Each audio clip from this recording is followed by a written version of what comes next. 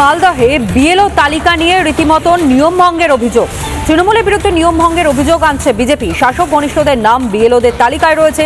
BLO তালিকায় অস্থায়ী কর্মী, এমনকি শাসক ঘনিষ্ঠ অঙ্গনবাড়ি কর্মী, পার্শ্ব শিক্ষকদের নামও রয়েছে এই বিএলও তালিকায়। আমরা দেখেছি যে অ্যাসিস্ট্যান্ট টিচার হিসেবে অনেক নাম চলে এসছে। মাঝখানে বুদ্ধি করে অঙ্গনারী কর্মী লেখা আছে একবারে ইংরেজিতে, কন্ট্রাকচুয়াল টিচার, পার্শ্ব শিক্ষক, প্যারা টিচার, এই সমস্ত লিস্ট বানানো হয়েছে, যেগুলো সরকার দ্বারা না দল দ্বারা পরিচালিত হয়। সেই জন্য সেগুলো আমরা টিকমার্ক করেছি এবং এক একটা বিধানসভা ধরে আমরা যাদের নাম আমাদের সন্দেহজনক মনে হয়েছে সেইটা আমরা কিন্তু ইলেকশন কমিশনকে জানিয়েছি।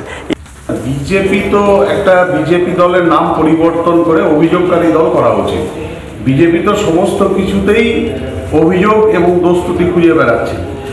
যেটার ব্যাপারে ওনারা বলছেন বিএলও, সেটা কি কোনোদিন তৃণমূল কংগ্রেস সেটা ঠিক করে?